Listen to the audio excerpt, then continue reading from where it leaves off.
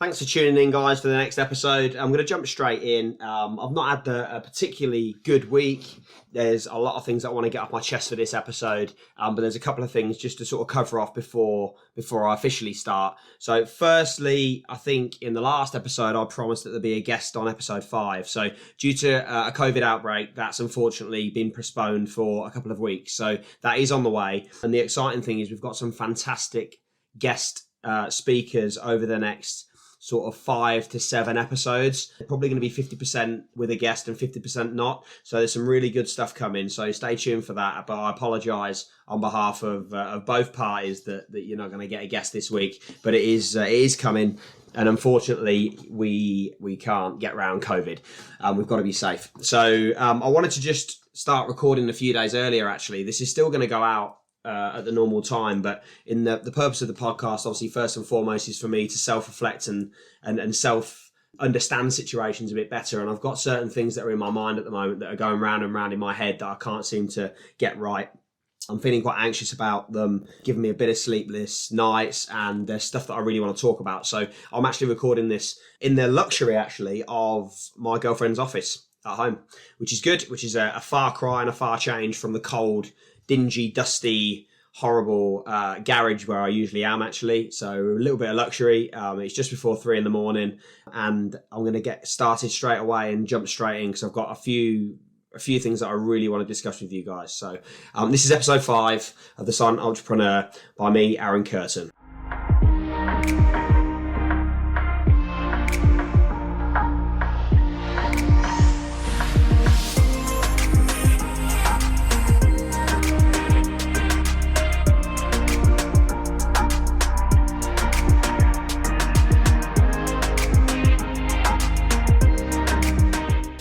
So for this episode, it's as off the bat as you can get because, yes, usually I make some notes and maybe some subpoints and discussion areas that I want to discuss with everybody on the podcast. But this one, it's off the top of my head, 99.9%, because there's some stuff I've got in my head at the moment that's really, really aggravating me. And I'm coming onto the podcast probably a 5.5 out of 10.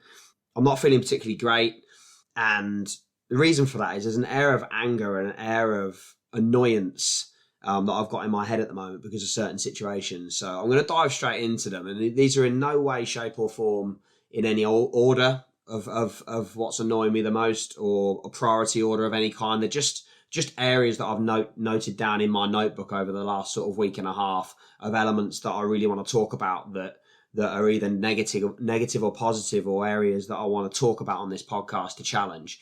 Now, before I go on to this point, some people might call me a hypocrite for talking about it because I've done it many, many years ago. Some people might think it's a subject that's a bit taboo and that people are a bit uncomfortable to hear and talk about. But I'm going to do it anyway because if it does anything to tarnish my reputation in the marketplace or what people think of me, then I don't really care. You know, this podcast is first and foremost, like I keep saying, it needs to be honest. It's about me reflecting on certain situations. And what I've actually found over the last few months of doing it is that a lot of my thoughts are actually a lot of other people's thoughts. And it tends to help people, understand certain situations. And I've had so many people reach out over the last few weeks and months in terms of discussing points of this podcast. So first point that I've wrote down in my notepad is choices. And in particular, one point, which is drink driving. Now, 10 years ago-ish, I think, maybe even more, I got caught drink driving. I was stupid enough to go and plough my car about 55, 60 miles an hour into a central reservation somewhere in town centre near the hospital. This is something that I find quite hard to talk about because I haven't actually told anybody really the full story of what happened that night because out of shame, I suppose. I like to think that I try and make the right decisions the majority of the time. And this particular decision, actually, when I look back, ended really, really luckily for me. But at the time was a really tough few years, actually, to go through. And I don't think I've ever really bedded it properly. And the reason why it's coming up now is because there's more people than I'm comfortable with that I'm connected with in one shape or form, whether it be close connections or connections that are not so close that I know are doing this stuff, and I know are going out there most weekends and making the decision to drink drive. And like I said, you can call me a hypocrite all you want to have an opinion on something that I've already done, but actually when you look at it, you know, from further back, I've probably got quite a good perception of it, because I've gone full circle in terms of actually doing it, thinking about it, dealing with it, living it and breathing it, and then having to reflect and look back at the choices that I've made and making different choices in the future and currently. So if I go back to that night, it was a work night out. I was working at a previous company. I was a bit of a Jack the Lad. I'd always be the one to get the drinks in, get the shots in, get everybody going, and arguably a bit of a life and soul of the party. I'm known for getting the shots in, so I did exactly that. And I was with a load of my bosses and a couple of our top suppliers, and actually we were absolutely pissed in a bar somewhere in Northampton, and I decided to get shots of absinthe in.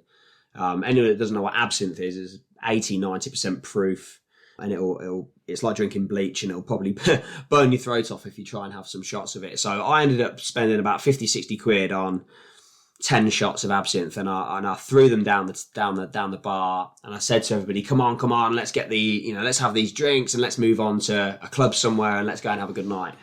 They asked what they were, and I was like, look, it's absinthe. I was honest and said, look, it's absinthe. Let's just get it down and let's move on. Actually, only 2 people drank a shot, and there was 8 shots left over. So I decided, being Billy Big Balls, unfortunately, to go and drink 6 out of 8 of those shots until I felt like I was going to throw up. After that point, things were a bit hazy. I don't really remember a lot. I remember leaving the club. I remember everybody walking off. I remember a couple of my bosses walking off in a different direction, one walking off in another direction to get a taxi. And I remember me walking down the street. Now, stupidly enough, looking back, I drove to the bar because I wasn't feeling very well, and I was peer pressured to go out because we were meeting some suppliers, and apparently I had to be there. So by the time I'd had a few drinks, the illness had worn off, and I had my alcohol coat on, and I parked around the corner of the bar with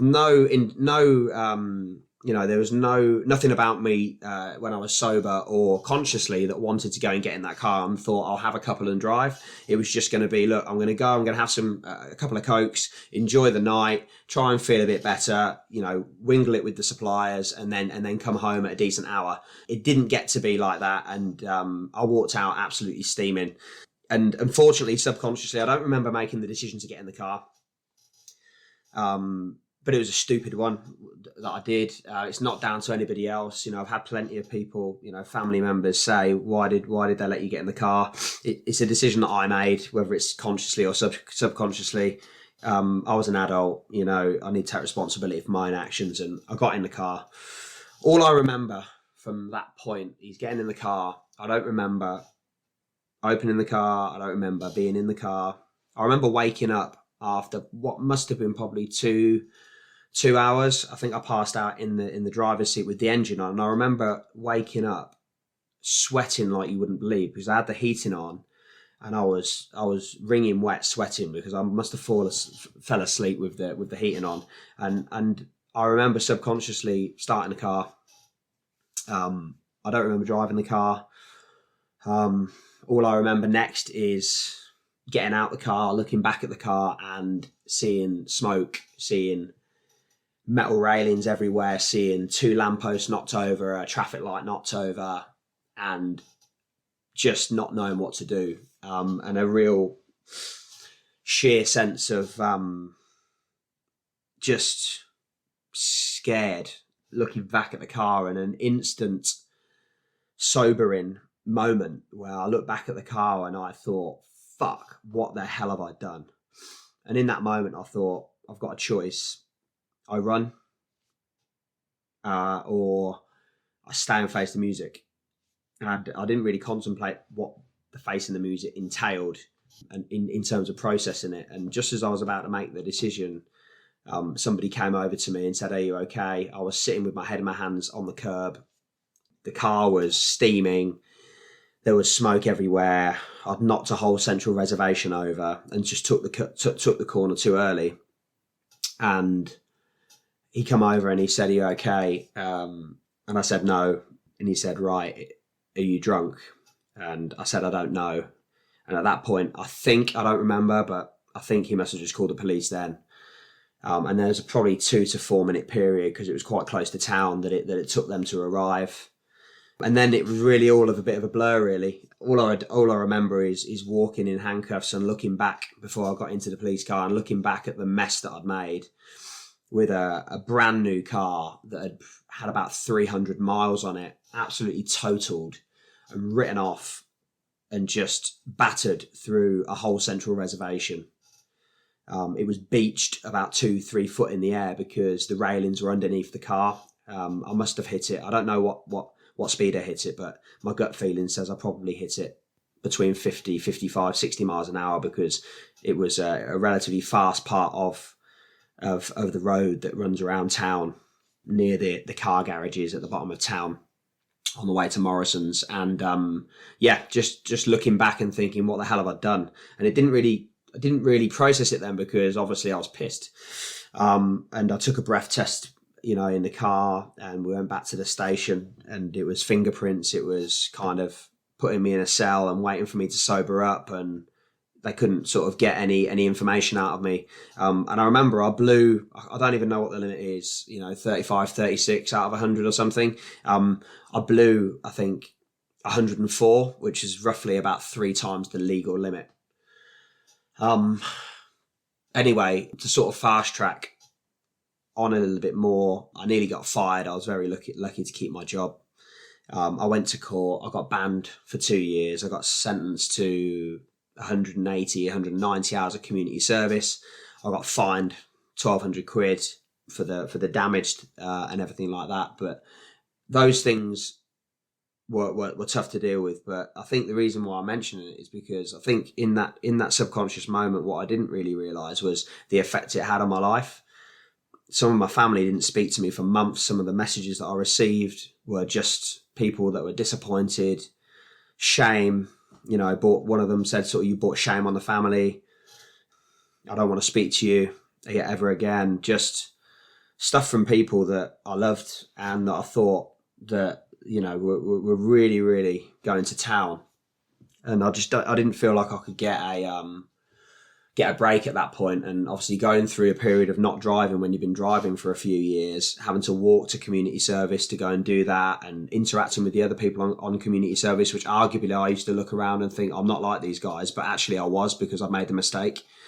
And when I look back over that, the shame, I think, for that 3 to 4 month period at the start of doing the community service, of family and friends not speaking to me, was, I'll look back at it now, that's the deterrent for me not making the same choice again. There are other things that come into play, but I think when I look back, I was very, very lucky, because I learned from the experience. But I was lucky that I didn't kill somebody. If somebody, it was in the early hours, so if that was in the day and somebody was walking over that road and I hit them like I hit that reservation, I would have killed somebody, or I could have killed a family, and I could have been in prison for 10, 15 years for manslaughter. And you know what? Listening to this, you might think, bloody hell, Arran, ifs, there's a lot of ifs and buts. These things happen, but actually looking at it, that could have genuinely happened. I could have killed myself, which would have been selfish to my friends and my family and my children. I could have killed somebody else. I could have hurt somebody else. But what I did do, luckily, didn't do any of those things. I actually walked out completely unscathed, and I didn't hit anybody at all. But I did show the lamppost what for. That didn't survive. But when I completed my community service and I started to try and get my life back on track in terms of getting my license back to work properly and all that stuff, the road to get back to normal just felt like I had this weight, this sign written on my back or hung around my neck, which, you can look at it and think there's worse things that you can do in the world than drink driving. You could kill somebody, you could be a murderer, you could be a rapist, you could go and do this and that. But for me, for somebody that really lived quite an honest life, I mean, I've always been a Jack the Lad, but there was never any malicious intent with it. I've always been a good bloke doing things for the right reasons. That was just shameful. And I just felt like I carried the shame and guilt of that experience around with me for so long, and I never spoke about it. I never talked about it to anybody. But actually, it's something for the last God knows how many years that has really, really played on my mind. And recently, in the last couple of months, it's really played on my mind, because I think there's certain people, whether they're listening or not is irrelevant, but there's certain people that will be listening that have done it before or that do it regularly. And I don't think they think of the outcome. You know, nothing is worth feeling like that. Nothing is worth killing somebody, and nothing is worth killing yourself or injuring other people. It's selfish. It's wrong, and you shouldn't do it. And I absolutely paid the price for that. But I also feel, when I look back, I was very, very lucky that it wasn't worse than what it was. But I think there's a lot of people out there, you know, it's not age specific, it's not background specific, youngsters, older people, you know, go for a beer around the corner, I'll just drive back, or I can't be asked to get a taxi, or I can't be asked to wait for an hour, or whatever it is. Honestly, it's just not worth it, because that time that you make that decision will be the time that you get caught, or that time that you go and run somebody down or plow your car into a tree. And where does that leave you? Where does that leave your family? Where does that leave your kids, your future, your friends? You know, that has an imprint. That has an imprint on everybody for life. And if I look back at some of the things from when I was younger that stay in my mind, there's one thing in particular that stays in my mind.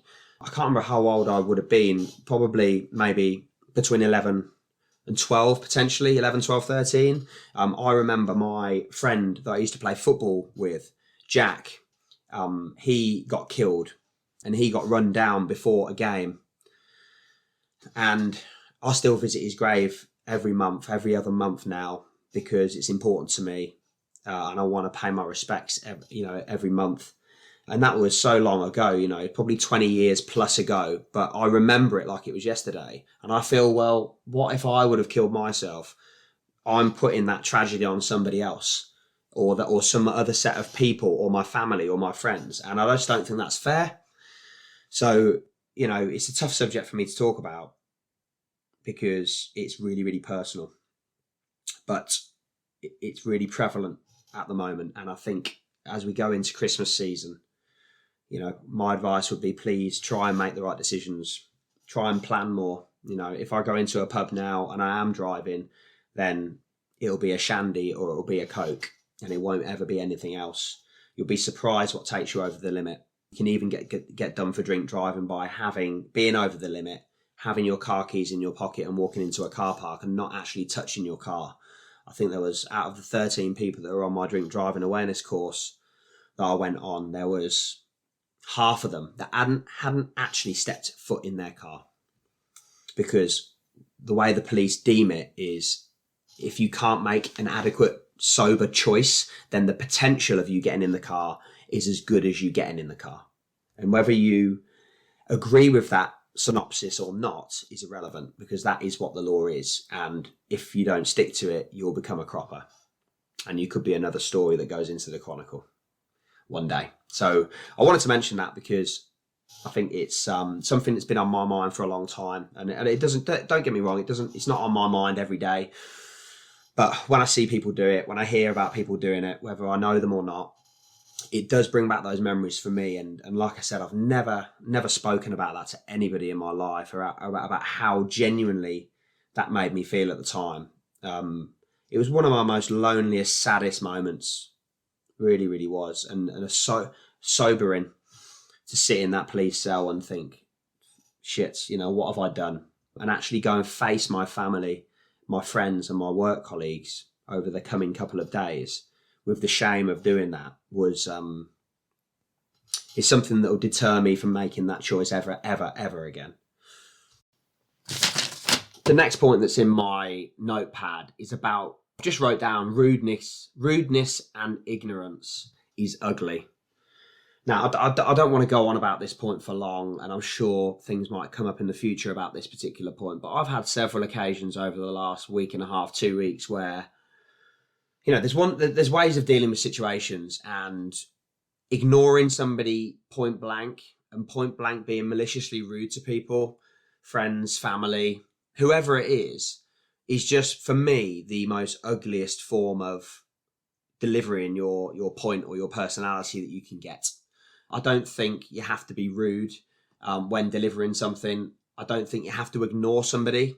I think there's ways of saying no, or you're not interested, or you don't agree with a certain situation. But certainly being rude and ignoring people, for me, is such an ugly trait. And look, I'll be lying to say that I've never done it in my life, but I don't do it very often. And if I do it, there'll be an apology coming for whoever I've been rude to and ignored over that period of time. So yeah, I just wanted to touch base on that, because I've wrote that down a couple of times in my diary this week. Sorry, in my notepad this week, about rudeness and ignorance. And for me, it's the ugliest form of anything, because life's hard at the end of the day, and you don't know what that other person's going through. You don't know what they're dealing with. You don't know what they're fighting against at that particular time in that moment. So you don't need to be rude. You don't need to be ignorant and ignore people. I don't buy the whole, I don't have time to reply, or I haven't seen it. You know, that's one of the most annoying things for me, is if you send a message to somebody and they don't respond, or they read it and they don't respond. I absolutely hate it. It makes my blood boil. And you know what? It doesn't affect me in a way that I'm going to go and change my behavior because of it.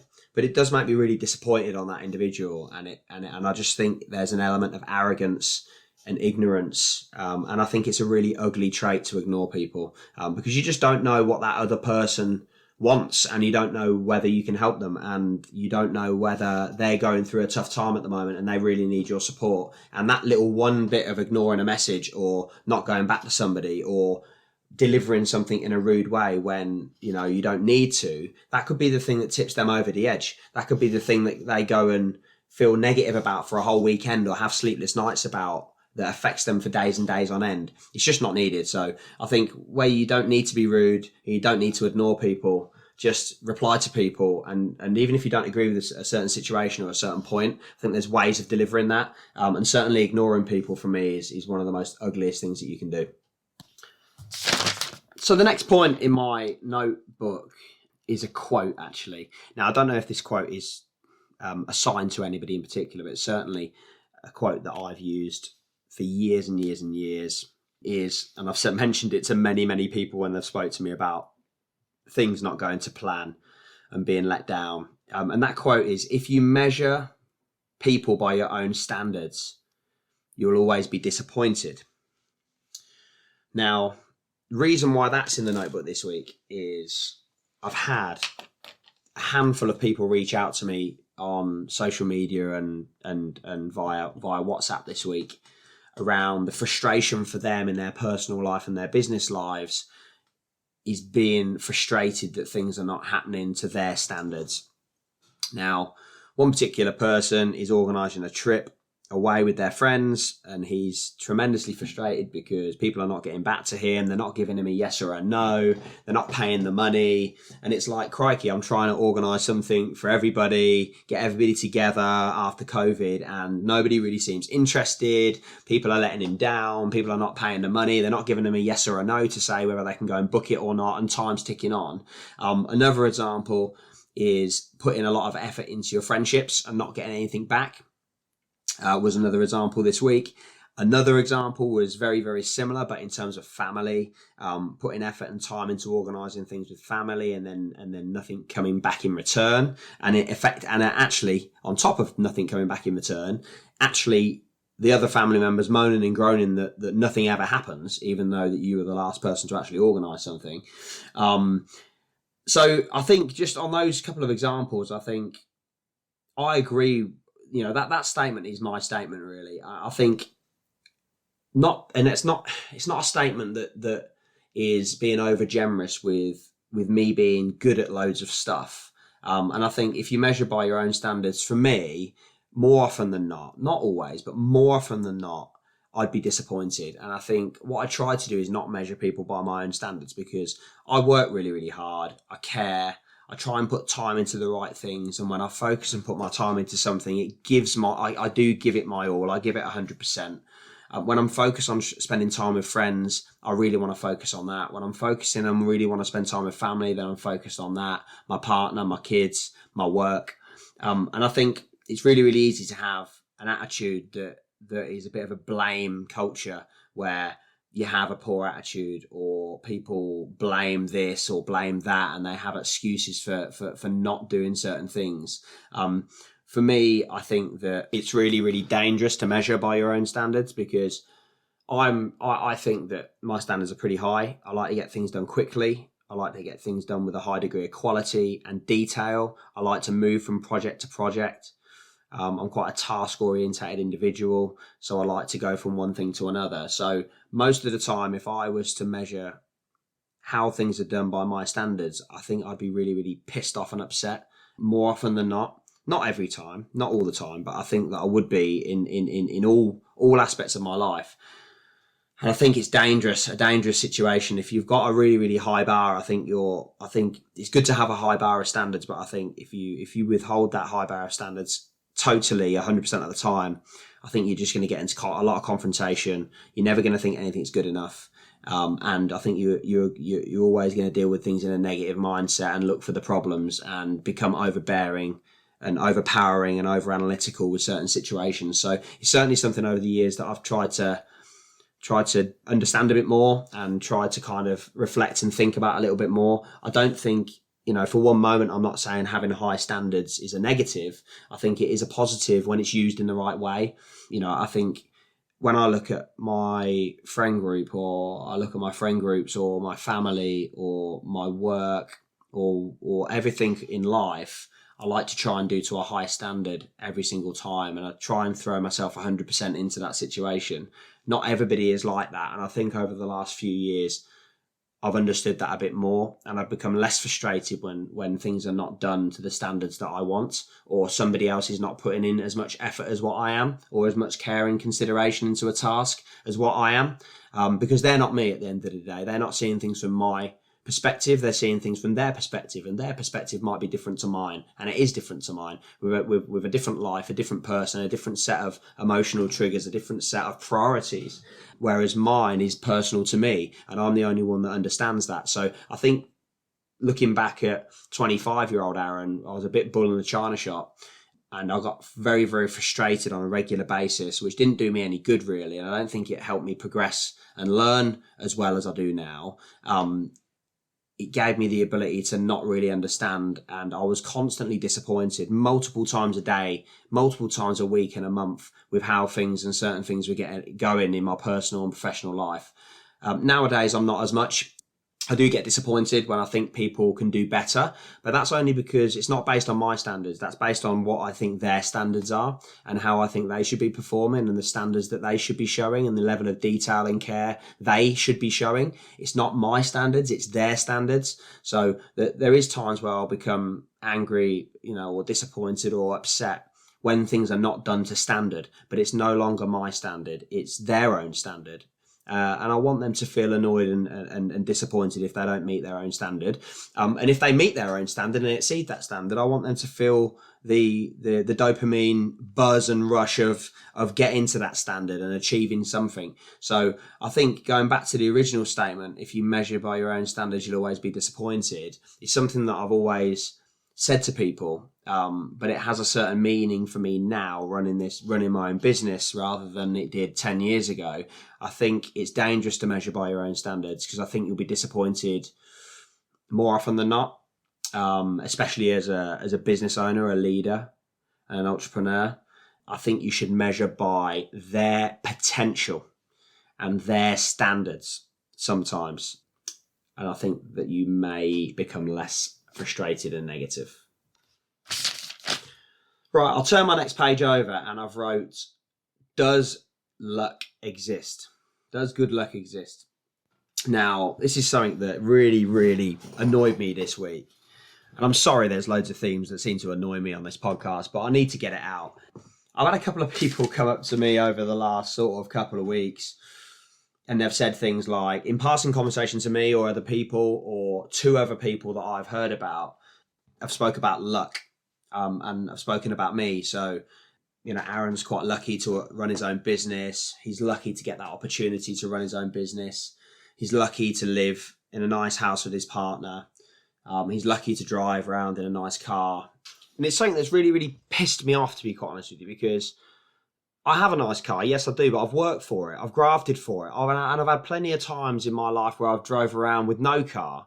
I haven't been able to afford a car. I couldn't fuel a car, and I've been walking everywhere or cycling everywhere, or I've had a car that's a shitbox on wheels. And there's plenty of times where even in when we started the guru business up.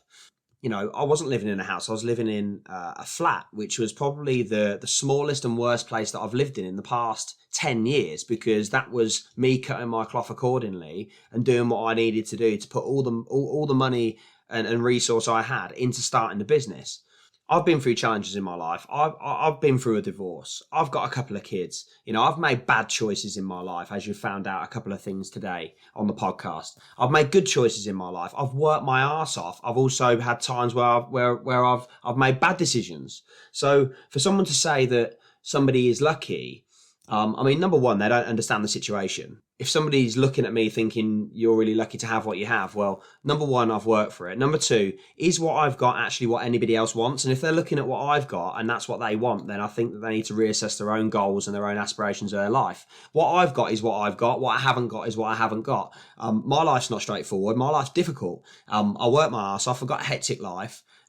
I've got demons in my head that are going around all the time. As a business owner with kids and a family and a house to run and all the things that come in between that I've spoken about time and time again, it's 24/7. It never switches off. If somebody comes and I'm not saying that I've got a bad life, but I haven't got an easy life. That's because I want it that way. And that's because the choices that I've made in the past and the choices that I'm making in my present are going to determine what happens in the future. But for someone to turn around to me and say, you're lucky, I've got two words for those people, which is fuck off. You don't understand the situation. There's no luck, in my opinion, that goes on in this world. If there was luck, you'd have people without jobs, doing nothing, sitting at home in bed, wishing and hoping that things are going to work out okay. And then when they don't work out okay, you'd have the same people whinging and whining that things are not happening and they haven't got any luck and things are not falling in their direction. I don't think good or bad luck exists. Luck, in my opinion, doesn't exist. Now, if you ask the question differently, which is, can you influence luck? Not just be lucky, but can you influence luck? Then my answer is completely different. My answer is yes. You can influence luck, because if you have a good attitude, if you work hard, if you spend time with people, if you spend time with your family and your friends, if you're open-minded, if you can be accountable for your actions, good and bad, if you can have a learning mentality, if you have good people skills, if you're a team player, if you try hard, if you work hard, and if you're open to doing all those things, probably and more things that I can't think of right now off the top of my head, then I think that improves your chances of being lucky, and you can influence where luck falls. But I don't think luck exists, but you can influence things that happen in your life, whether they're good or whether they're bad. It doesn't mean that if you work really, really hard, you're not going to have any negative things happen, because obviously there's things you can't control.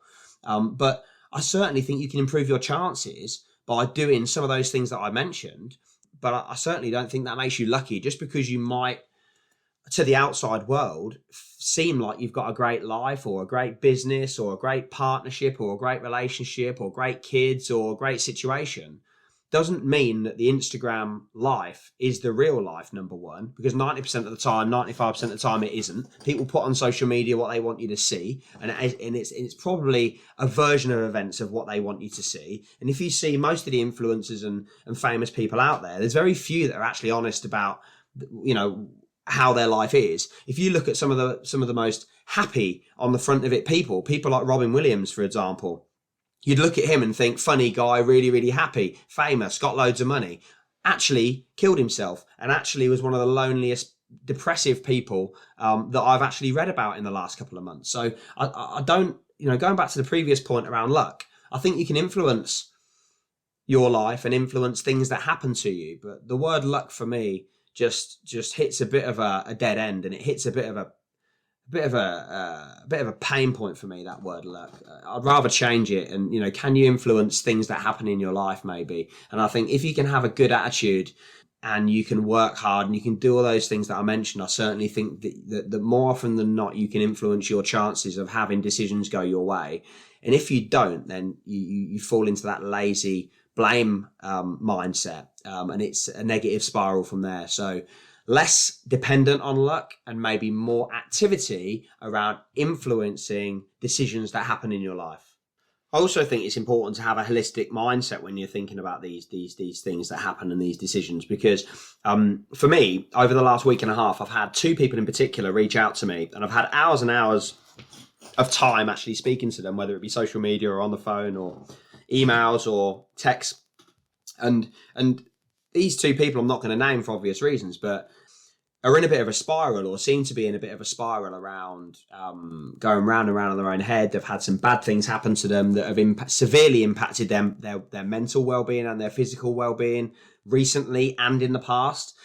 They've got struggles in their life. They struggle to build friendships, partnerships, with family or friends or romantic interests, and are really, really struggling in their own head and are feeling pretty lonely around their situation at the moment. So I've kind of made it my goal over the next few months and moving forward is to do my best to be there for them and try and build a friendship with those couple of people, because I think they need it. And I think they need me to be there for them, because they don't have anybody else. And I think when you look at things that we were saying there around luck and choices and previous topics that we've had in this podcast around rudeness and ignorance and stuff like that, you don't know who you're speaking to. And I think certainly before you choose to go and say and do things like that, you need to kind of understand that other party a little bit more and maybe make a different decision on how you deliver a certain bit of news. Because, from some of my experiences with different people over the last couple of weeks, we all have those dark times. We all have those tough times.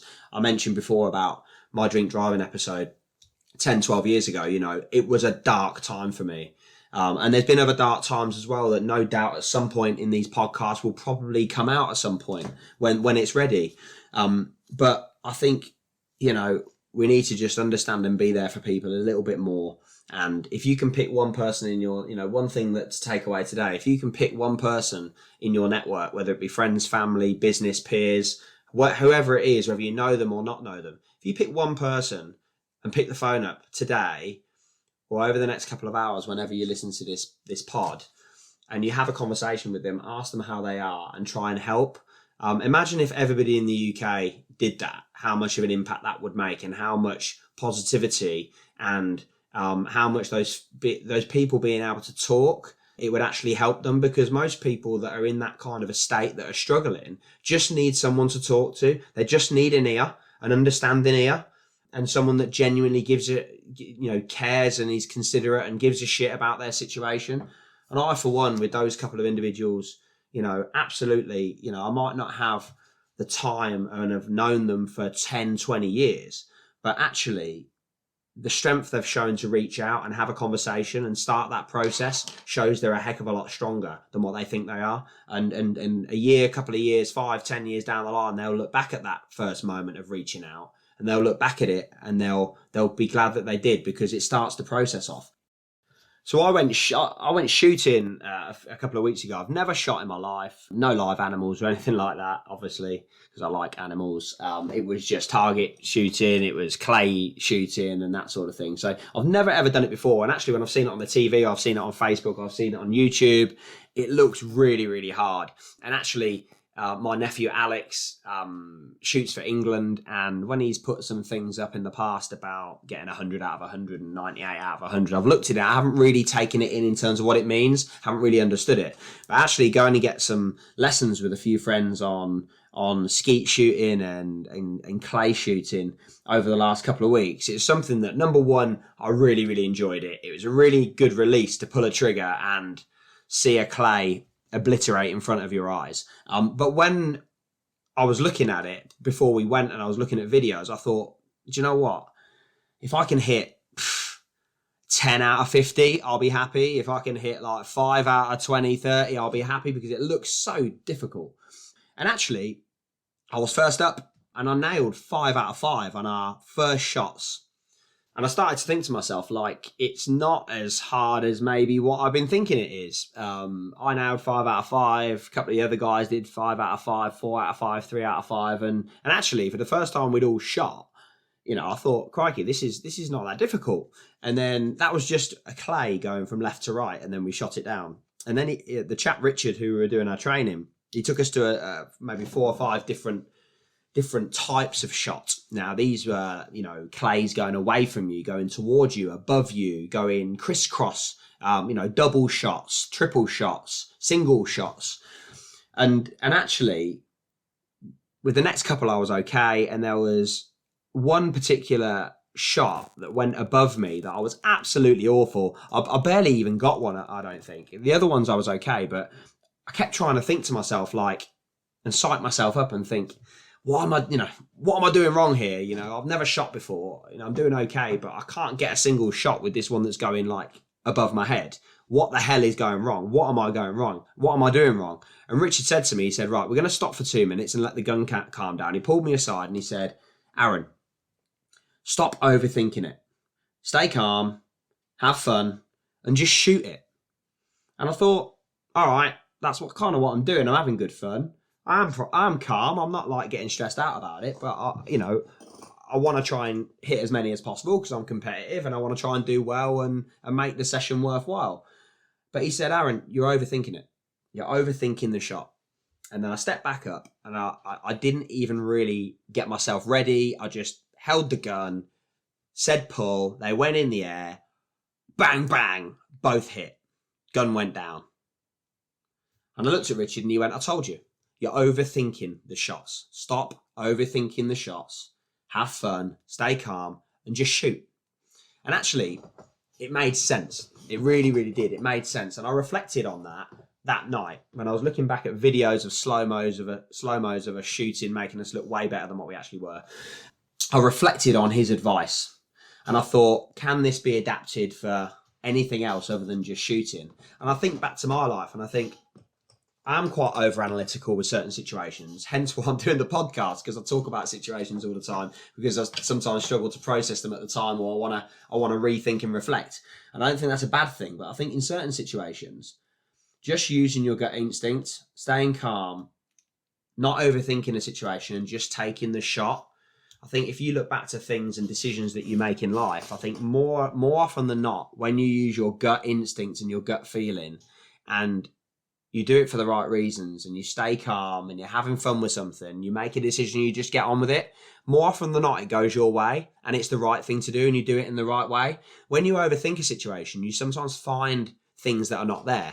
And if I look back to situations in business or in sales, sometimes you can look at KPIs and you can look at figures and you can look at sales targets and sales numbers and sales deliverables. And you can look at CRM systems, notes and things like that. And that can depict a picture, but it might not be the accurate picture of what's going on. And I think sometimes, that what Richard said there to me around the shooting in terms of not over-analysing and just, don't overlook at it. Just take the shot, have fun, stay calm, take the shot. I think I'm going to try and do that a little bit more in my life, whether it be, all aspects of my life, really, whether it's in my working day. I think maybe less analytical, a little bit more gut feeling, a little bit more just take the shot and let's get on with it. Let's roll with it and let's go. I think there's time and a place for over-analysing things. And I think some people, that over-analysing things stops progress.